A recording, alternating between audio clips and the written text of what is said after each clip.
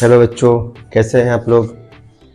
बहुत दिन से हम नहीं आ पा रहे थे, थोड़ा समय का अभाव रहता है, लेकिन अभी हम लोग इसको कंटिन्यू शुरू करेंगे। तो अब शुरू किए हैं, उसके बाद फिर जैसे 9th का भी करना है, 10th का भी करना है।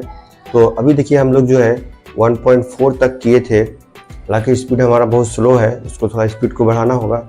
अभी हम लोग 1.5 में 1.5 करेंगे, और ये NCERT है, मैथ है, क्लास 9th का मैथ है। ये देखिए, ये जो 1.5 है, 1.5 में बेसिकली आपको 4 फार्मूला जो है वो अप्लाई करने आना चाहिए। पहला फार्मूला है a का पावर p प्लस a का power q is equal to a का पावर p प्लस q। दूसरा है a का पावर p का whole power q is equal to a का पावर p इंटू q। तीसरा है a का power p divided by a का power q is equal to a का पावर p माइनस q। और चौथा है a का पावर p इंटू b का power p is equal to A B into a का पावर p। देखिए यहाँ पे बच्चों को थोड़ा सा प्रॉब्लम होता है। जैसे देखिए a यहाँ पे क्या है, इसको बोलते हैं आधार संख्या है ये, और ये क्या है, इसका घात है। तो ये आधार और घात से संबंधित 4 नियम है। नियम क्या है, अगर आधार एक ही रहे और ऊपर में अगर पावर अलग अलग रहे, तो सॉरी यहाँ पे प्लस की जगह पे इंटू होना चाहिए। हाँ, अगर आधार सेम रहे और दोनों का पावर देखिए अलग अलग है, दोनों का आधार सेम है, इस कंडीशन में पावर जो होते हैं वो जुड़ जाते हैं। जैसे कि एक इसका a का पावर p था और a का पावर यहाँ q था, तो इज इक्वल टू क्या हो गया, a का power p plus q।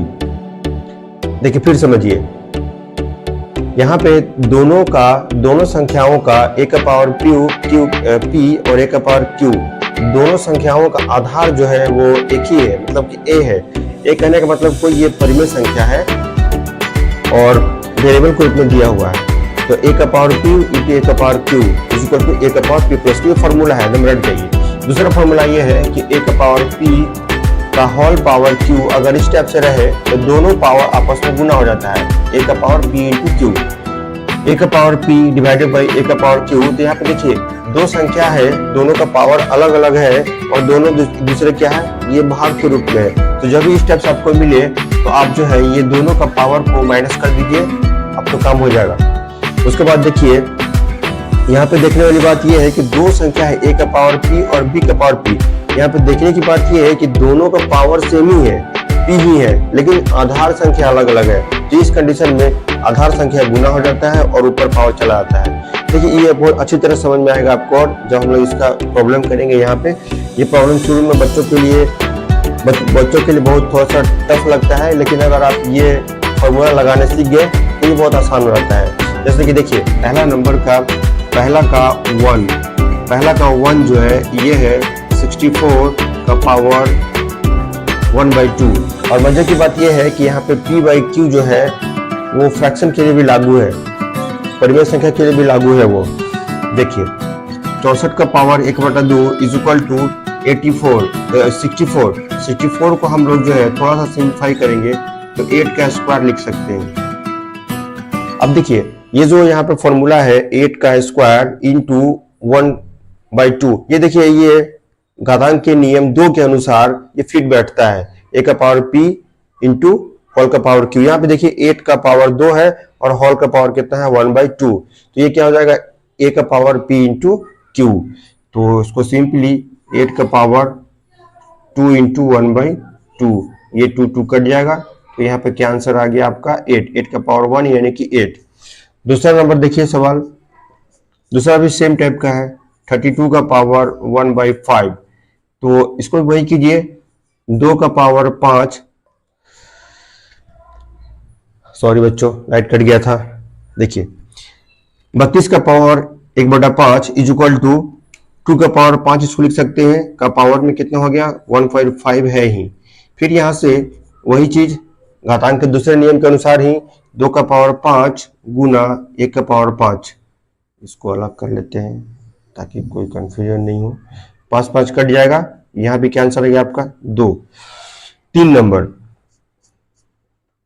Number देखिए क्या है 125 1 to 5 का पावर 1/3। तो देखिए जब यहाँ पे 3 है ना, तो आप कोशिश कीजिएगा कि जो ये जो संख्या है इसको उसी के रूप में तोड़ने का। तो हम लोग 125 को लिखते हैं 5 का पावर क्यूब, और ये तो ऐसे ही है, जिसको थोड़ा सॉल्व करेंगे 1/3, 3 3 कट गया, ये क्या आंसर होगा 5। तो इस तरह से आपका जो है एक नंबर ये हो गया। अभी देखिए हम लोग 2 नंबर करते हैं।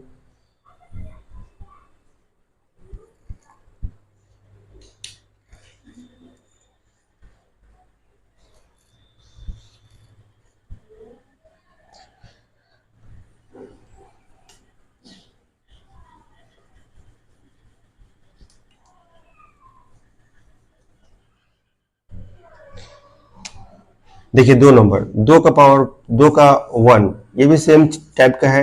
9 का पावर 3/2 है, इसको भी हम लोग 9 को लिख सकते हैं 3 का पावर 2, और ऊपर में तो वही है 3/2 इज इक्वल टू 3 का पावर 2 इंटू 3/2, ये कट गया, इज इक्वल टू 3 का पावर 3 इज इक्वल टू 27। अभी दूसरा नंबर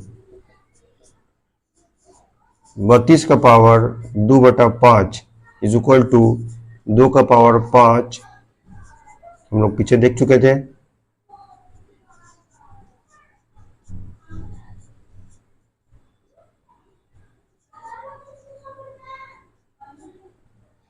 आगे देखते हैं हम लोग 3 नंबर में। 3 नंबर में ये है 16 का पावर 3/4, तो 16 को हम लिख सकते हैं 2 का पावर 4 का पावर 3/4, तो ऊपर है ही, फिर से वही फॉर्मूला।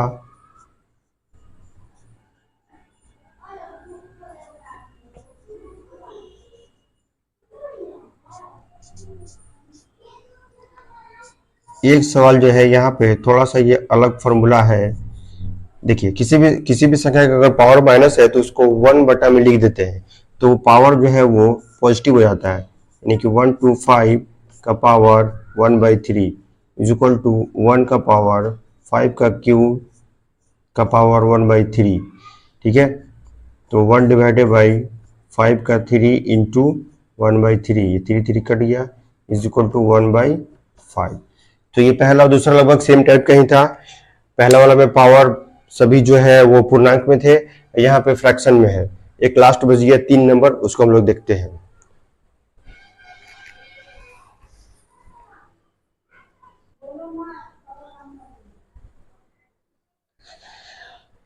ये लास्ट है आपका 3 नंबर। 3 नंबर का देखिए पहला है 2 का पावर 3/2 इंटू 2 का पावर 1/5। ये देखिए पहला के अनुसार फिट बैठता है, a का पावर p इंटू a का पावर क्यूब, दोनों का यहाँ पे जो आधार है वो सेम है और ऊपर का जो है वो अलग अलग है। तो 3 का 1 यानी कि 2 का पावर 2/3 इंटू 2 का पावर 1/5, ये डायरेक्ट इसको हम लिख सकते हैं 2/3 प्लस 1/5 इज इक्वल टू 2 का पावर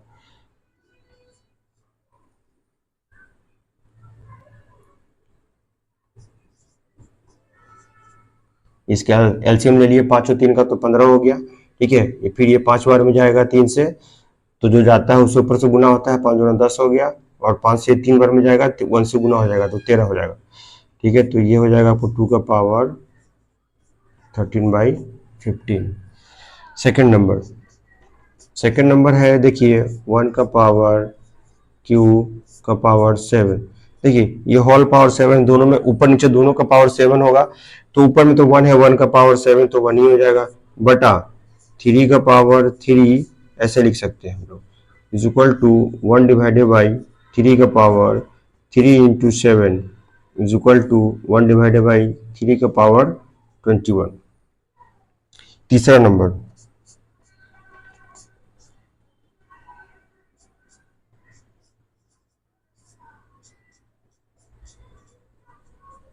ये देखिए, ये तीसरा नंबर जो है, तीसरा नंबर के जो फॉर्मूला है उसके अनुसार ही ये फिट बैठ रहा है। देखिए 11 का पावर 1/2 डिवाइडेड बाई 11 का पावर 1/4, तो फिर ये माइनस बी का पी माइनस क्यू के फॉर्म में है, यानी कि 11 दोनों पावर माइनस हो जाएगा 1/4, और ये सरलीकरण तो आप जानते ही होंगे।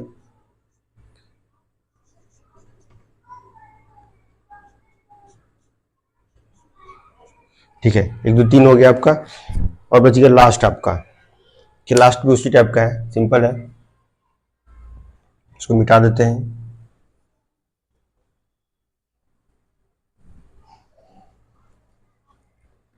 देखिए लास्ट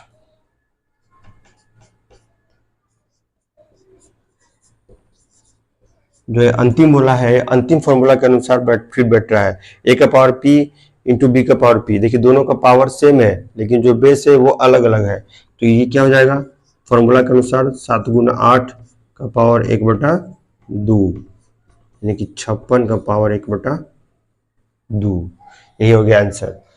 ठीक है बच्चों, मिलते हैं अगले वीडियो में 2.1 में। Thank you.